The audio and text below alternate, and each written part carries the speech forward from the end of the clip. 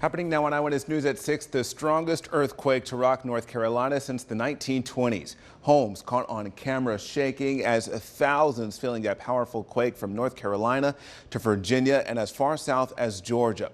And over in Wilkes County, home surveillance video showing the moment a mother rushes to her baby's aid, not knowing what was rattling her home.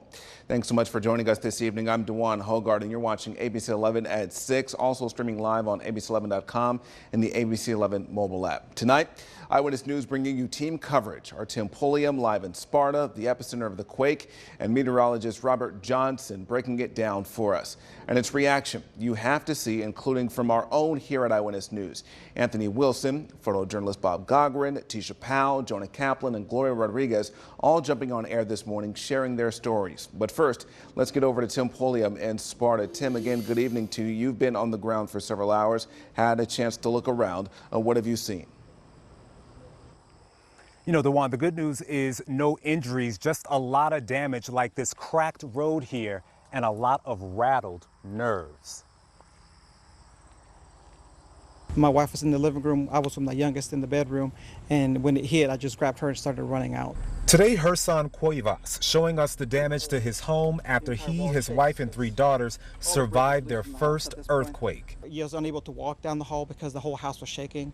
It was very dramatic. My daughters were screaming. You know, I didn't even know which way to go at this point. We were just trying to head for the door. The 5.1 magnitude shake this morning in his hometown of Sparta, causing this deep crack now running straight up the side of his home.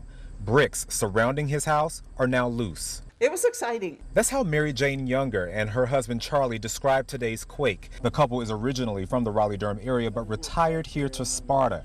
The earthquake destroyed her mother's china and left her house a mess. Gave you a shot of adrenaline, that's for sure. You didn't sit there, you moved. Look at the impact caught on camera at this hair salon in Sparta. The owner's son stunned. I thought, daggone. I didn't really like it at all. I'd call it terrifying. South of Sparta in Wilkes County, video shows this mother grabbing her baby.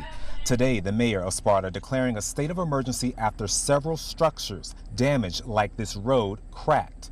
Right now, the Cuevas family concerned to stay in their home after just buying it 3 weeks ago. So the uncertainty is really what's scaring us at this point.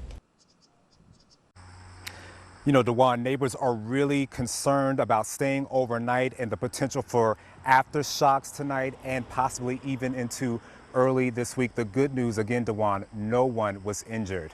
Here in Sparta, Tim Pulliam, ABC 11, Eyewitness News.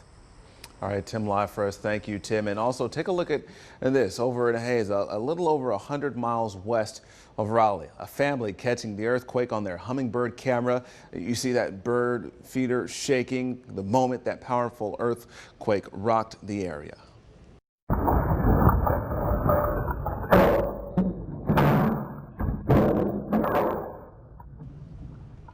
And in this home video, alarming sounds that you hear, items falling to the floor as the earthquake shakes this house in Allegheny County.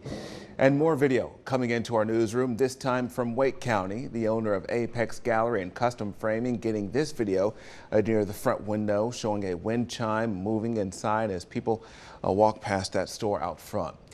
And again, more damage done in Sparta, the epicenter of the quake. Susanna Black with our sister station in Charlotte getting these pictures showing cracks running through the road. This is on Chestnut Grove Church Road. And tonight, our Anthony Wilson speaking to families, describing the very moment that earthquake began to rattle. Some of them saying it sounded like a train was moving through. First came the earthquake, then the rapid sharing of video like this on social media. 2020, just the hits keep coming.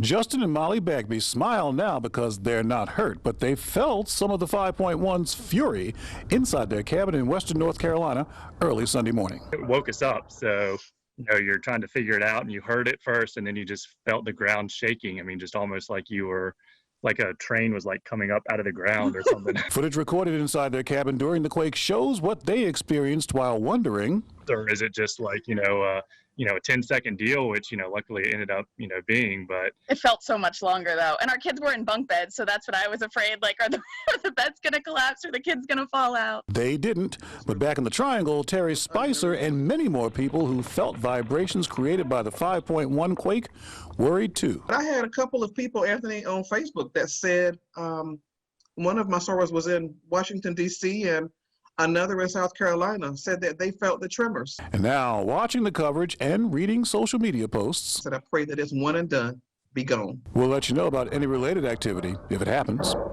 Anthony Wilson, ABC 11 Eyewitness News. I was just in shock because the whole house was shaking. We could definitely feel it. It lasted for a few seconds. The first thing I did was kind of run outside to see if something was going on. Once again, as we're trying to get through the pandemic and all this other uncharted territory, here's just yet another new experience and something else that, forgive the pun, but rattles our sense of security. My house just did a slow roll. It wasn't a violent shake like you would picture at an earthquake out in California. This was a very, very slow tumble rolling that I felt. Just crazy that we had one. 2020 just keeps rolling on. And that's reaction tonight from our Eyewitness News team this evening. Meteorologist Robert Johnson joining us again, breaking down the details on this morning's earthquake. Robert, good evening. That's right. Good evening to you, Dewan. If you felt anything, you want to make sure that you report your findings to the USGS because that helps them to determine the geographical extent as to where this earthquake was felt. It also helps them to possibly determine where some fault lines may lie. Of course, that magnitude 5.1 earthquake near Sparta. Along the East Coast, the rocks are old and cold and there are fewer fault lines, so it is a lot easier to feel those quakes far away compared to if you were on the West Coast. That quake would need to be much stronger. This is not the first, but actually the seventh earthquake, or the seventh quake in 24 hours. Those foreshocks were much lower on the Richter scale, and here is that Richter scale. They were likely anywhere from a 2 to a 3, so at that point you really don't notice anything, and if you do notice something, you're likely not going to have any damage. However, the one from this morning, a little after 8 o'clock this morning, in the 5 range, so you do get some property damage, some buckled roads like Tempulium was just showing you. And if we do get any aftershocks, it is likely that what we saw this morning is the apex, and everything else will be much lower on this scale. A low likelihood that we will get an earthquake with the epicenter right here in the triangle, much more likely that you would see more activity along parts of the Appalachians. We'll keep you posted on any future activity if it does happen. Coming up, we're going to talk about the showers and storms across the region, where they are, where they're going, and when they'll be out of here coming up in your most accurate forecast. Dewan. All right, Robert, see you a little later. Tonight, an NC State geologist giving us a deeper understanding about today's earthquake, as well as the potential for aftershocks. Joe Mazer continuing our team coverage tonight with how the earthquake could be an indication of something bigger. I was not too far from this spot when I felt the earth shake for a few seconds this morning. Others not far from here didn't feel a thing.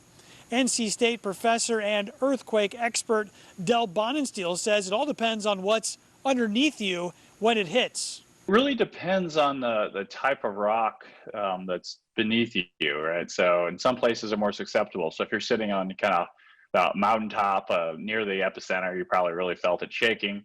You're sitting other places, you might not have noticed. It's been about 100 years since there was an earthquake of this size registered in North Carolina. Bonenstiel says this one wasn't strong enough to cause structural damage in the triangle, thankfully, but it certainly triggered aftershocks. Now, there have been a dozen that we've been able to detect already. So far, they've been pretty small. They've been sort of mid-magnitude 2 range, 2.5, 2.6, something like that. It wouldn't be unexpected for us to see at least one aftershock that's, magnitude 3 or even higher.